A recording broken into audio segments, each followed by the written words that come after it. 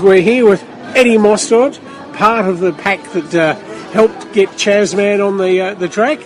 Welcome on board, Eddie. Oh, thank you. Thanks for having me. Well, we just wanted to find out some of the background to how Chaz got involved in the sport, and he's obviously one of the 5 top drivers in the category, so where did you start with him in motorsport?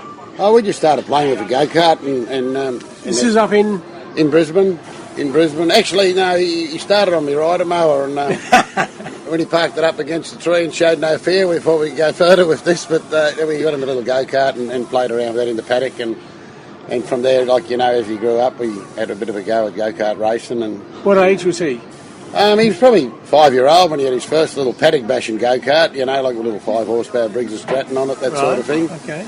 But you could start racing at age 7, so by then we sort of got a second-hand little go-kart and went and had a bit of a play, and me being a guy that I always loved me Meccano as a kid growing up, and I thought these go-karts were a bit like a Meccano set, so I took a shine to them. And now, you were a truck driver?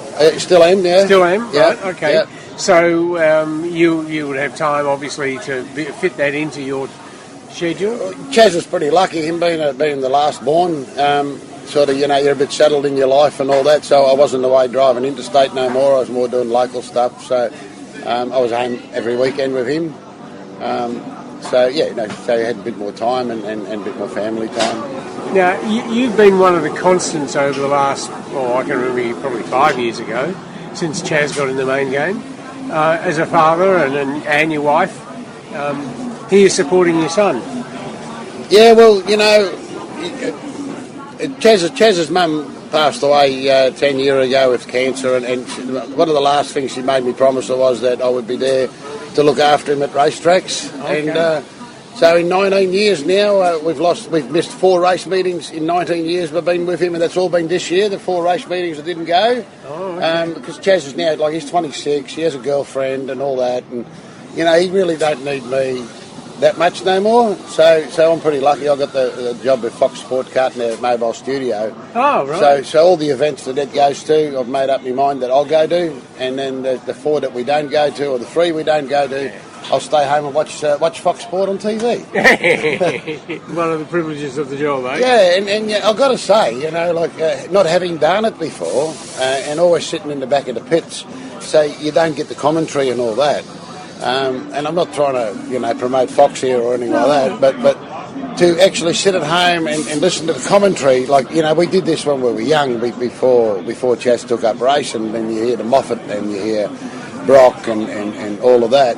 To hear them calling your own kid's name is sort of like, it's pretty good, you know, like, it's you get a bit of a tinkle through your body when they do that. So.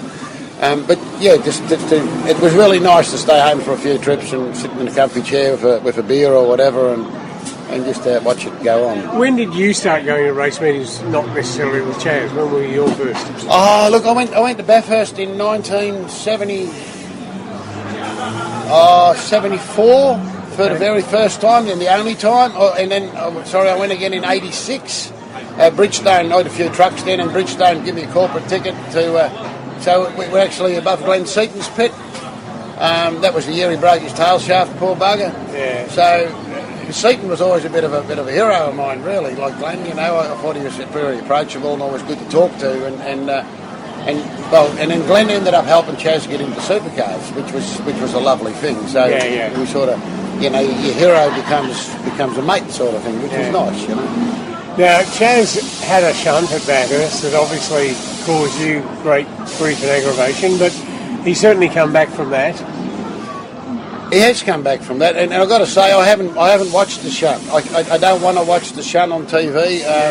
Every time we go to Bathurst, you know, you look up at the big screen and there's a little bit of it there, and I look away as quick as I can. But look, he come back from that, and I don't know, you know, as a parent, you want to take your family's pain, you want to take everything, and you feel useless. You can't do nothing for them but support them, you know. Well, the great thing is, of course, that while he didn't come out of it without injury, it certainly didn't jeopardise his life. It was broken limbs with a... Yeah, look, you know, and they made the cars a bit better since then, and there was some ridiculous amount of G-forces involved and all that, which I think qualified him to be an astronaut or whatever. Yeah. You know, but I mean, look, I think he was very lucky, and you know, and credit to the safety of the cars as well for what it did. And you know, the other guys too. You know, you think about the marshals and that. I still talk to a few of them guys, and it was a pretty scary moment. Yeah. There were a number of them ended up in hospital, didn't they? Yeah, like, you know, we were at the emergency section with Chaz at the Orange Hospital, and there was 2 marshals there, and one went off to Sydney, I let the believe. So, but you know, we've all spoke to them all, and Chaz still speaks to them from time to time. Yeah. Without meaning to demean him before, he seems stronger now than before the accident.